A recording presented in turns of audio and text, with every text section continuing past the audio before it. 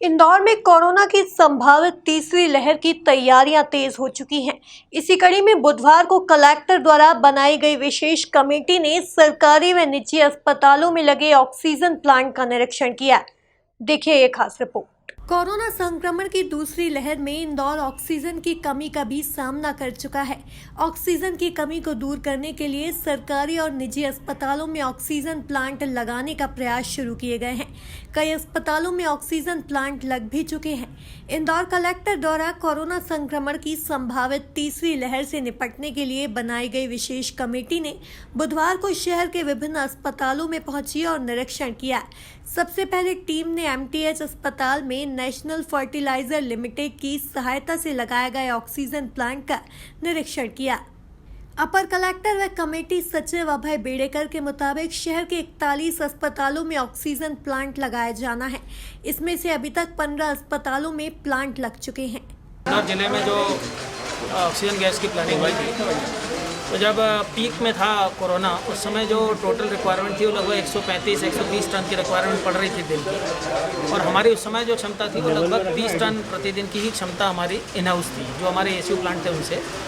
तो उस क्षमता को बढ़ाने के लिए हम लोग ने पिछले दिनों प्रयास किए हैं और अभी लगभग 61 मीट्रिक टन क्षमता के प्लांट पूरे इंदौर जिले में लगाए जा रहे हैं। उसमें लगभग 41 अस्पताल शामिल हैं। उन 41 अस्पतालों में से 20 अस्पतालों में प्लांट आ चुके हैं और 15 में इंस्टॉल हो चुके हैं। 5 में इंस्टॉलेशन की कार्रवाई चल रही है। 20 अस्पतालों की कल ही जो बैठक ली थी, मधु वर्मा जी उपस्थित थे बैठक में, डॉक्टर निशांत खरे भी थे, तो उसमें ये निकल के सामने आया कि उन लोगों ने जितने भी अस्पताल वालों ने जो टाइमलाइन लिखवाई थी कि अगस्त 15 से लेकर अगस्त 31 के बीच में उनके प्लांट सब आ रहे हैं, तो जब प्लांट आ जाएंगे तो उसके बाद इंस्टॉल होने में लगभग 10 से 15 दिन का समय लगता है। इसकी कमीशनिंग होती है प्लांट की, उसके बाद शुरू होता है प्लांट।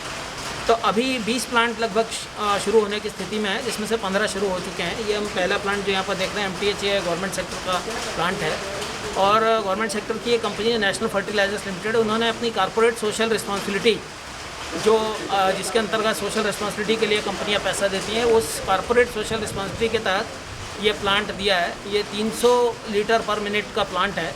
तो इस प्लांट से यहाँ पर जो लगभग मरीज होंगे, तो उन मरीजों में लगभग 90 से 100 मरीजों के लिए ये प्लांट पर्याप्त होगा ऑक्सीजन बेड के लिए।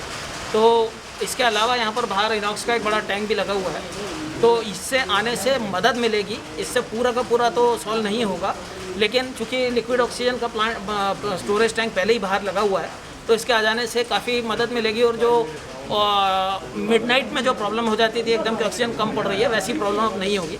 तो ये एक प्रकार से सौगात है। आज हम मधु वर्मा जी को, निशांत खरे जी भी ज्वाइन करेंगे, लेके उनको शहर में जो ऑक्सीजन प्लांट इंस्टॉल होगा उनको दिखाने के लिए निकले हैं, जिससे कि कोई और कहीं कमी बेसी हो तो उसमें सुधार किया जा सके।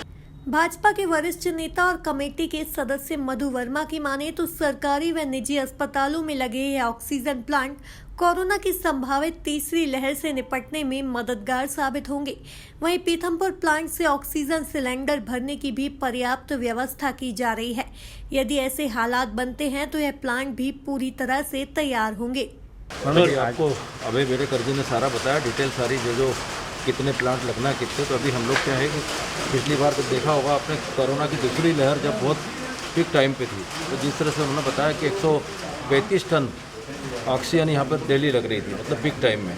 और मैं समझता हूँ उस समय इतनी भयावह स्थिति थी कि बस उस समय पूरी माननीय तुलसीराम सिलावट जी, माननीय कलेक्टर साहब और हम लोगों ने सबने बैठ के तय किया था कि सारे जितने भी प्राइवेट हॉस्पिटल या सरकारी हॉस्पिटल हैं उसमें ऑक्सीजन प्लांट तत्काल लगाए जाएँ।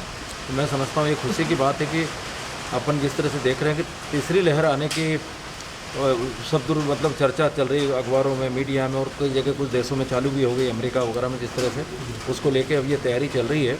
और पिछली बार जिस तरह से हम लोगों ने सबने तय किया था पूरी टीम ने कि यहाँ पे ऑक्सीजन प्लांट लगाए, तो उसमें करीबन 50 लोगों ने कमिटमेंट किया था, जिसमें से 41 लोगों ने अपने प्लांट लगाने का काम चालू कर दिया, जिसमें करीब 15 से 20 प्लांट का काम करीब पूरा होने पर, और उसी को हम लोग आज देखने निकले हैं।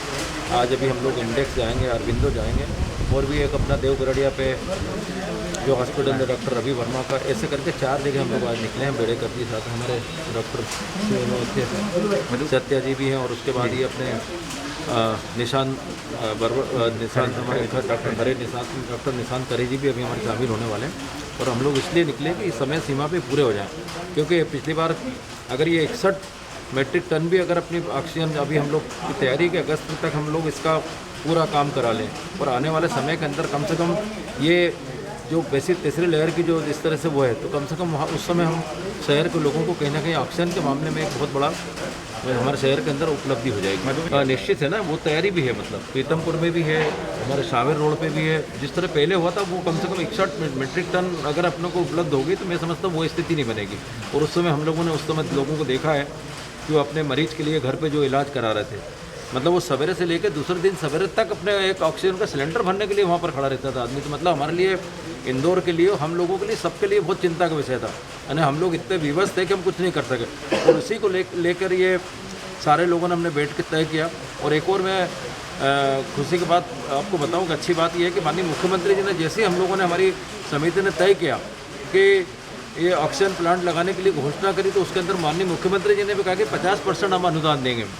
तो एक ये भी बहुत बड़ा मतलब हॉस्पिटलों को सपोर्ट मिल रहा है, तो उसके कारण भी लोग सब आगे आ रहे हैं। आपको बता दें कि कमेटी के सदस्यों द्वारा MTH, सिनर्जी, इंडेक्स और अरविंदो अस्पताल में स्थापित ऑक्सीजन प्लांट का निरीक्षण किया। Bureau report, MP news, Indore.